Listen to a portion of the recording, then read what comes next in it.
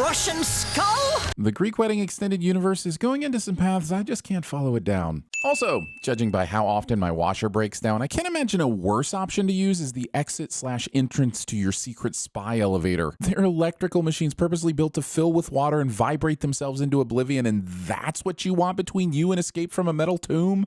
Nikolai, how could you do this? This KGB surveillance team. Not how, you ass? Why, how? Getting frustrated with someone who uses English as a secondary language after your semantically specific pronoun gaming. For record of activities in Krakow. Considering where this story goes, it seems like a true waste that they blow past activities in Krakow without even a whiff of anyone's entendre being duplicated. All Hispanics look roguish. Mallory says something offensive because she has no filter and no real understanding of right and wrong, and the audience is supposed to find it funny just because it's a terrible thing to say. Cliché. Okay, let's see here. We'll take a quick screen grab, zoom in a bit. Now we just run it through Google Translate. Man, I love technology. It just makes everything so much toad chicken love candy. And so, here are the keys and the deed to my condo in South Beach. Mallory's worried about the government shutting down ISIS after whatever is being leaked is leaked. Naturally, her solution is to immediately donate her Miami apartment to a Cuban secret agent along with a lump sum. Sure, nothing suspicious about that at all. I said I could eat the absolute pants off some shrimp. Pretentious restaurants that make you de-pants your own shrimp and probably charge you extra for the privilege. Also, searching for shrimp pants yielded more relevant results than I think is good for society. Also, wait, they're actually having lunch together? This is the man that's blackmailing you out of your condo a ton of cash and putting your entire livelihood at risk, and you're happily going on a luncheon date with him? I don't suppose he's up. Wait a second, was Archer serving a non-sparkling fermented beverage in a champagne flute? I knew he was a heathen, but I didn't think he'd stoop this low. And from the looks of it, not to mention the lemur. Mentioning the lemur in the room by saying you won't mention the lemur in the room. Woodhouse, we got any lube? Like at this point, even olive oil would...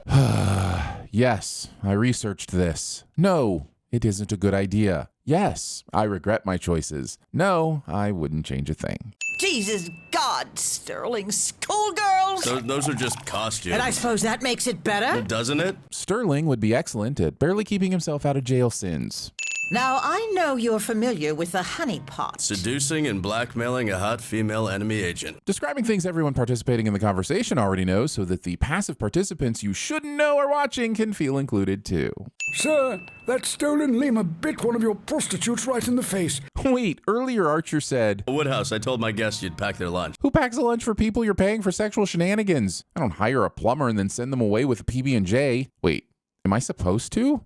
Am I the asshole here? Also, expecting me to believe that the sound of a sex worker being bitten in the face by an irate primate wouldn't have been heard throughout the entire apartment and most of the city. She says she can't go to hospital because she's, quote, tripping balls. Well, then clear a path for her, Woodhouse. Geez, what an inconsiderate time to be organizing your marble collection anyway. Bang. Ew, kill. Bang. Shock. Shut up. Oh my God, bang. Why would you specify bang for one person and kill for another? How do you differentiate between shooting someone and just wishing them dead? Jesus, Krieger, you're still taping bum fights? No, now I'm into something darker. Nocturnal bum fights? We have some more tubs of chaos here, but the one that really burns my toast is assorted screws. Assorted? Are you telling me that within this giant tub is just a mess of different sized screws? That's insanity. Nothing damages your cuticles more than rifling through who misspelled aspirin. Every movie, TV show, and Cirque du Soleil production to take place in Miami feels the need to show a butt in one of their establishing shots. And none of them dare to explain why the tip of America's love spear has chosen our split ends as its mascot. I'm just putting it out there. Well, just put it back in. Archer isn't here in the scene to save phrasing. Not wearing protective skating gear. Is this some sort of viral marketing? Oh, I'm fairly certain if you sign up to whatever Archer is selling, you'll be exposed to something viral. You are entirely too gay. Thinking it's even possible for someone to be too happy. Expecting me to believe that this is a world where spy agencies like Odin are fine with having their secret agents on the front cover of whatever this magazine is about. Also, this is the most unrealistic couple ever. What couple buys the same magazine twice? You buy 2 different magazines, and then you can switch with your partner once you're done. Honestly, this is the weirdest thing in the whole episode. Like somebody murdering me? It's so intimate. Making me even more afraid of intimacy. I want to dress you up like a little gnome and just have you live in my garden. Teasing us with the possibility of Woodhouse having a better life. Episode never explains who this guy is, or why he's following Ramon, Malory, and or Archer everywhere with nothing more than the addition or removal of glasses as a disguise. Well, I was very fond of a boy at school once, Reggie Thistleton, but he died in... Skip. Where were you all night? Way the Christ out in the Everglades burying some Dominican guy's rooster. Fun.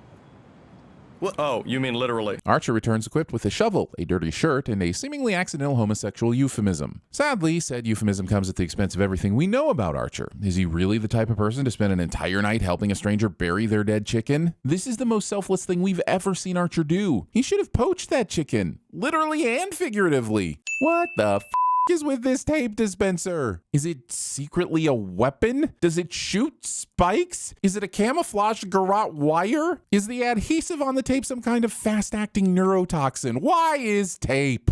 Get me some video of hot man-on-man action by tonight or don't bother coming home! Thinking the temperature of the men in your blackmail video matters. Wait a minute, how do you know Ramon's playing highlight right now? He's Latino. So it's either that or Domino's. No, that explains, rather badly by the way, how you know what he's doing, not the fact that he's doing it right now or where he's doing it. Don't you ever give up? Not when it comes to somebody refusing to have sex with me. You know, consensually or whatever. Yeah, I'm afraid it's that pesky or whatever part that just makes it really hard to ever want Archer to succeed. And if we don't want him to succeed, why is so much of every episode spent on him succeeding? Debate. Apparently, you can only divide 271 by 1 in the number itself, meaning it has exactly 2 factors. And since it has 2 factors, 271 is a prime number. Oh, damn it, I involuntarily mathed again. You are playing a very dangerous game.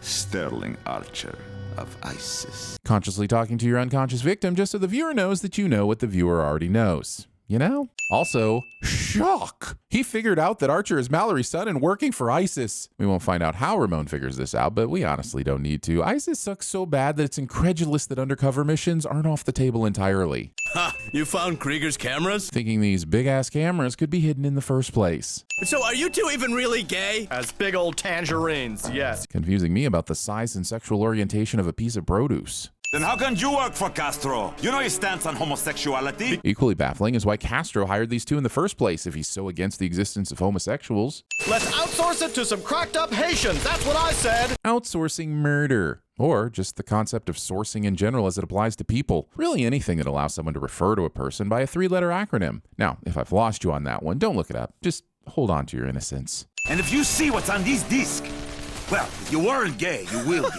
Well, what is it? A sex tape of Mother? Assuming that viewing a maternal sex tape would make you gay. Now, I'm not saying it isn't possibly going to do some serious emotional damage, but chucking that into the same bucket as homosexuality might be a step too far, Archer. And that's in the same episode where we have Cheryl getting aroused by the thought of a drooling fireman strangling her to death.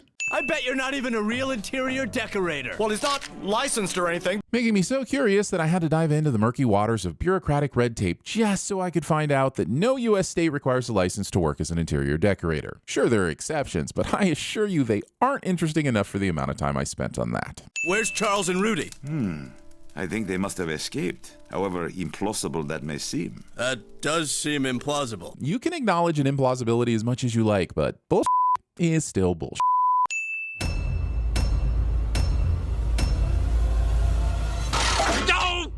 Stupid roller skate. But what of the financial arrangement? Lines up straight like that, right? To the right of it and to the left of it are pockets, right? In those pockets are money. Look in either one of them, pay the bill. What else? We got any lube? For the record, those are hand towels. The big towels are on the top shelf. What is the melody you've committed? Fight the system, don't let me back in the jail. I'll kill you. Wait, did Cyril play this stupid game? Love games? I want to dress you up like a little gnome and just have you live in my garden. Know your limits, Mastermind. The citric acid from the limes actually cooks the fish. Try it. That is sort of an oaky afterbirth.